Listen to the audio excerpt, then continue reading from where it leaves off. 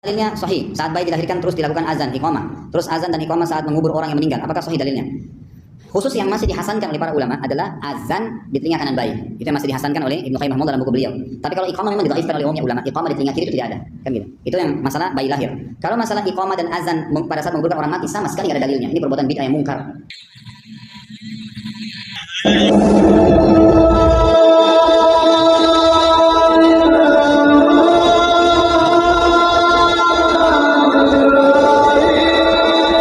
السلام عليكم ورحمة الله وبركاته.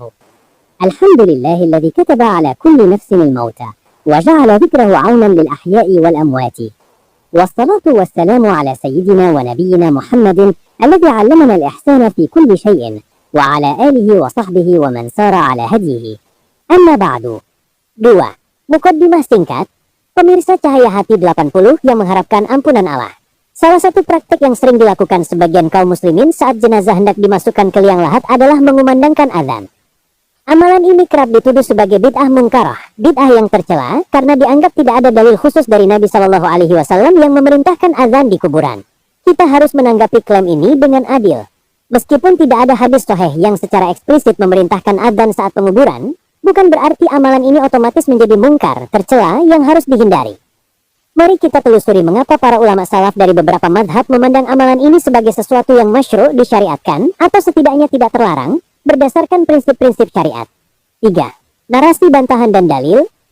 Bantahan terhadap klaim bid'ah mungkarah pada azan di kuburan didasarkan pada dua landasan utama, qiyas, analogi terhadap azan bayi, dan fungsi syar'i azan sebagai pengusir syaitan. 1. Dasar fikih. Analogi qiyas dari azan bayi. Sebagian ulama menyamakan mengkias hukum azan di kuburan dengan azan pada bayi yang baru lahir, yang tujuannya adalah agar kalimat tauhid menjadi hal pertama dan terakhir yang didengar seseorang. Azan bayi, sebagaimana telah kita bahas, azan di telinga bayi bertujuan agar kalimat tauhid menjadi hal pertama yang didengar dan sebagai pelindung dari setan. Logika kias, jika azan disyariatkan saat awal kehidupan, maka sebagian ulama menganggapnya masru', dibenarkan saat akhir kehidupan, terutama saat terjadi fitnah, ujian kubur yang ditakuti. Pandangan ulama Syafi'iyah, meskipun Imam An-Nawawi, ulama Syafi'iyah, tidak menyebutkan ini secara eksplisit dalam kitabnya, ulama mutaakhirin Syafi'iyah, seperti Ibnu Hajar Al-Haytami, W974H, dan Al-Khatib Asy-Syirbini, W977H, di kitab Mughni Al-Muhtaj, memandang praktek azan di kuburan sebagai mustahab, dianjurkan, dengan alasan kias pada azan bayi. 2. Fungsi syar'i azan, mengusir syaitan. Dalil terkuat yang digunakan oleh para ulama untuk membenarkan praktik ini adalah fungsi azan sebagai pengusir setan, terutama karena saat penguburan adalah momen genting bagi mayit dan setan berusaha mengganggunya. Dalil teks Arab, fungsi azan mengusir setan.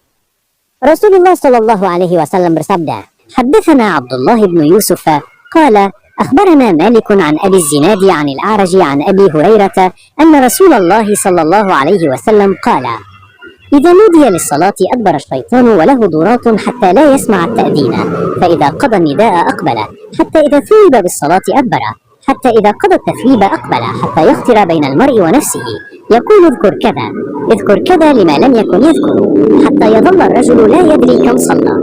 Apabila diseru untuk salat dengan azan, maka syaitan lari sambil terkentut-kentut hingga ia tidak mendengar azan lagi. Hadis riwayat Al-Bukhari 608.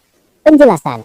Karena kuburan adalah awal mula fitnah, ujian bagi mayit, dan syaitan berusaha mengganggunya, maka mengumandangkan azan yang secara pasti mengusir syaitan dapat dipandang sebagai usaha menggunakan sarana syar'i, azan, untuk tujuan syar'i, mengusir syaitan dari mayit. Ini adalah maslahah mursalah, kebajikan yang tidak dilarang syariat. 3. Sikap salafus shalih terhadap amalan yang tidak dilarang. Meskipun tidak ada nash, dalil spesifik, ketiadaan larangan eksplisit dari Nabi SAW mengenai azan di kuburan, seperti larangan sholat di kuburan, menjadikan amalan ini masuk dalam lingkup perkara yang diperselisihkan, khilafiyah, bukan bid'ah yang mungkar. Imam Ibnu Taimiyah rahimahullah, beliau melarangnya karena menganggapnya bid'ah, namun beliau juga mengatakan bahwa azan dan zikir adalah amalan yang baik secara umum, dan tidak ada larangan keras dari Nabi SAW untuk berzikir di tempat itu. Kesimpulan bantahan. Menghukumi azan di kuburan sebagai bid'ah mungkarah adalah pandangan yang terlalu keras, tasyaddud, karena 1. Amalan ini dipegang oleh ulama besar mazhab Syafi'iyah dan Hambaliyah mutaakhirin melalui qiyas. 2. Tujuannya adalah syar'i, mengusir syaitan dan mengingatkan tauhid.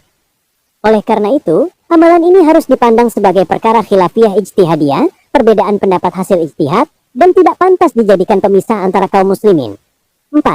Penutup, mari kita utamakan persatuan.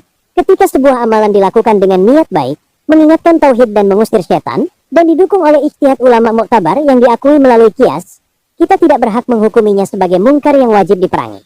Fokuslah pada doa yang bermanfaat bagi mayit, dan hormatilah perbedaan dalam bentuk pelaksanaannya. Allahu yahdi ila sabilir rasyadi. Wassalamu alaikum warahmatullahi wabarakatuh.